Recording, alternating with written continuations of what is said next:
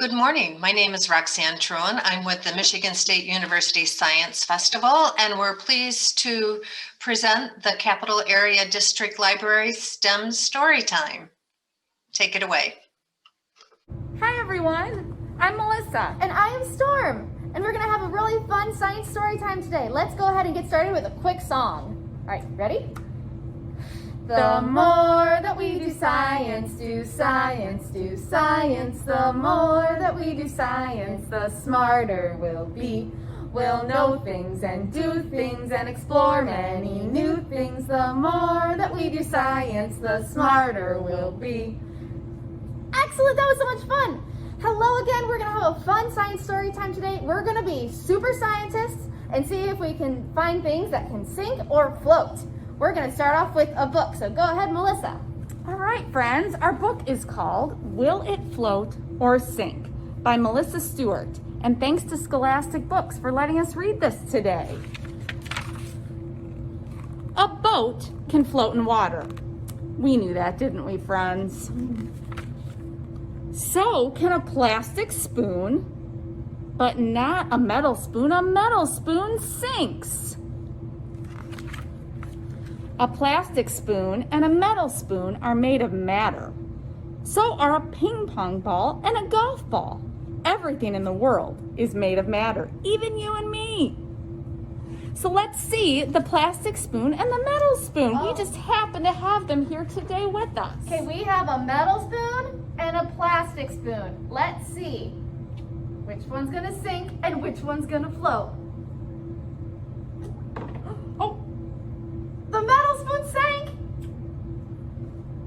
and the plastic spoon is floating. Look at that, friends. Cool. A ping pong ball and a golf ball are about the same size, but a ping pong ball is much lighter than a golf ball.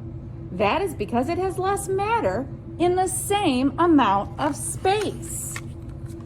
The ping pong ball is also lighter than water. That's why it floats. The golf ball is heavier than water. That's why it sinks. Watch this. We have a ping pong ball, this orange one here, and a golf ball. This one's a lot heavier, so I'm gonna think this one is gonna sink. Let's see. It did. It sank, the golf ball sank. And let's look at the ping pong ball. And that's floating. Look at that, friends. Cool. Ping pong balls are full of air. So are soccer balls and beach balls. Why can things that are full of air float? Because air is so light. A metal spoon sinks, but a large metal pot floats. Why can a metal pot float? Because it is full of air. When an object is put into a liquid, the object pushes against the liquid and the liquid pushes back. If the object is lighter than the liquid can push it back above the surface, and then it floats. Crazy. Some boats are very big and heavy. They can float because they have a lot of air inside. All that air makes the boat lighter than the water in the ocean. If you fill that same metal pot with rocks, it will sink. And if people load too many things onto a boat, it can sink too. What else can float? What else can sink? Let's find out. Oh, right. Before we find out, we're going to have another song to quickly sing. It's to the tune of Twinkle, Twinkle, Little Star. Ready? Yep, okay. Will it sink or will it float like a rock or like a boat? Clever scientists, we are wise. Think and then hypothesize. Sink or float, which will it be? Experiment and we will see. Excellent. Okay, we're gonna do some other float ones here. So Melissa's gonna take over. Oh, hey. I have these 2 paddles. So we are going to figure out if it's going to sink or float. If you think it's going to float, have a thumbs up. And if you think it's going to sink, thumbs down. All right. All right, we are going to start with this teeny tiny grape. Okay, so let's try something new. Let's take a vote. Will it sink or will it float? All right. Here we go.